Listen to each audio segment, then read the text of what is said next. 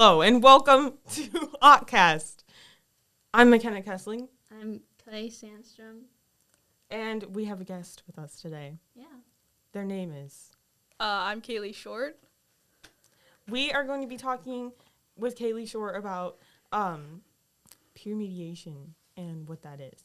So, how did you become a peer mediator? Okay, so last year I was approached by Rebecca Bazil.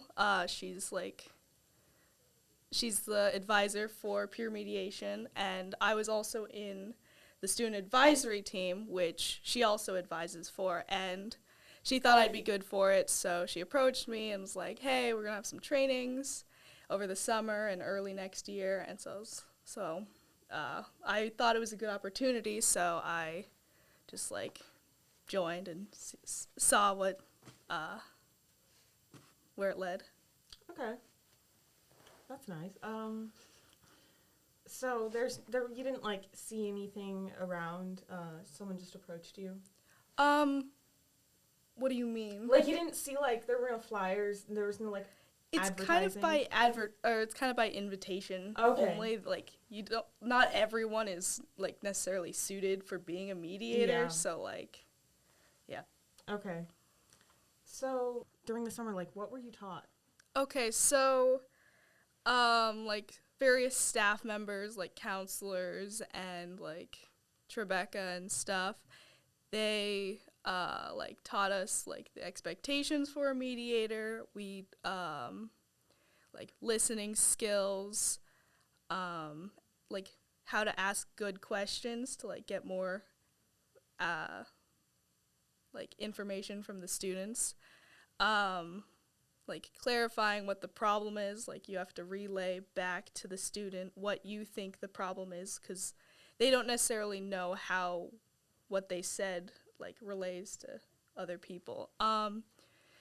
We need to I also was taught how to help guide people to make their own solution, so I don't make the solution for them, they have to come up with the solution themselves. We were also taught what sorts of situations are beyond peer mediation and when to put an end to the mediation, because there are points where peer mediation is no longer applicable to the situation.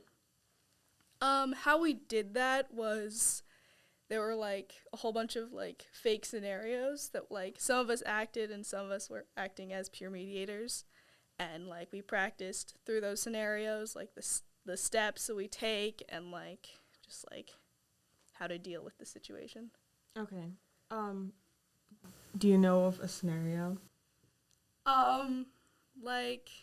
There was a situation where a girl wasn't invited to a party, so she started spreading rumors online or something that. It was just Okay. What does a peer mediator do? Okay, so are you asking what peer mediation looks like? Yeah. Okay, so basically, a trained student or peer like me, helps students resolve a conflict. So we listen to them and help clarify the root of the problem and guide them to a solution, right? It's better that a mediator is a fellow student, because students are more likely to open up to you and they feel like they won't be punished for what they say and things like that. So peer mediation is a form of restorative justice, which emphasizes communication and relationship building over punishment. So it's focusing more on how you work with someone to fix the problem rather than what you will do to them as a punishment. So yeah. Yeah. Okay, that seems helpful.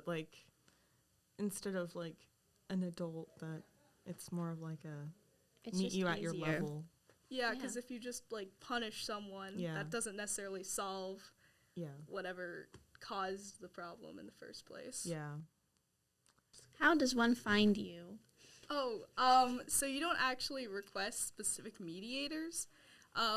If you want peer mediation, you can talk to a teacher or staff. You can go to Rebecca Bazil in the counseling or the career center, or you can go to the student advisory team website and you can request mediation through a form there. why would someone need to find a peer mediator? So usually if there's like a student to student interaction or like altercation or like even a student teacher issue, like if a student and a teacher have like a personal problem that's like at the individual level, not like a school-wide thing, then like they can request peer mediation. It needs to be like something unresolved or something that like can be fixed through like communication. Like we've had ineffective mediations where problems were like already dealt with and like talking about it like wouldn't have changed anything. So like if there's like unaddressed feelings, like reoccurring problems, things like that. Okay. It's like a support system. Yeah. Okay. Hi, welcome. I am Mohamed, the host of this segment. Hello, I am Alex, and I'm here too, I guess. I'm Alex Howe. Cool. So, Peter Jackson, he's a good director. yeah, he's good. What movie did you see that he directed? So I've seen all the Lord of the Rings. I've seen The Hobbit, but I barely remember them because I saw them when I was a kid. And those ones suck. They do? And I also saw King Kong. King Kong. I've liked everything I remember from him. That's nice. How about the Hobbits? I barely remember seeing those. I saw one of them I saw the last one in the theater. Did you like it or not? This will determine how I see you in the future. I said I didn't. I don't think they're cool. good. Just because. So you don't like all his movies? No. You like his good works? Oh yeah, ones without studio intervention up the behind. He is a revolutionary thing, especially how he filmed the night scenes. Mm-hmm. He used blue light. That's cool. Oh, he used blue light? Yeah. Oh. It's to simulate the navy blue sky of the night. He used blue light. Yeah. Yeah, Norm.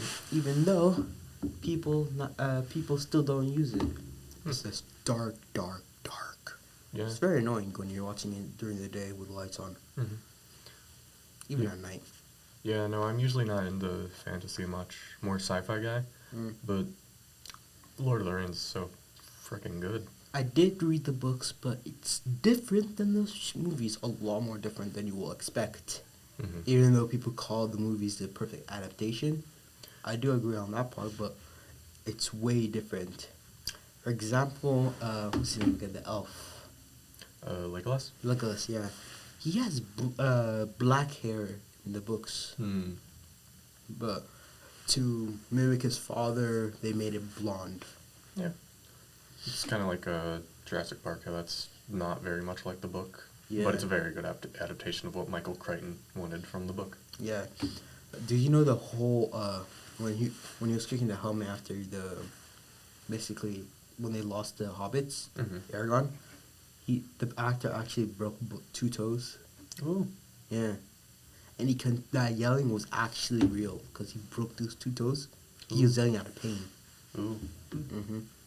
They kept it in the movie because Peter Jackson liked it. All right, that is this segment. This end of this segment. Tune in for more movie talk or whatever talk next time. Next or before this, there's a mental health thing. So yeah. Yes.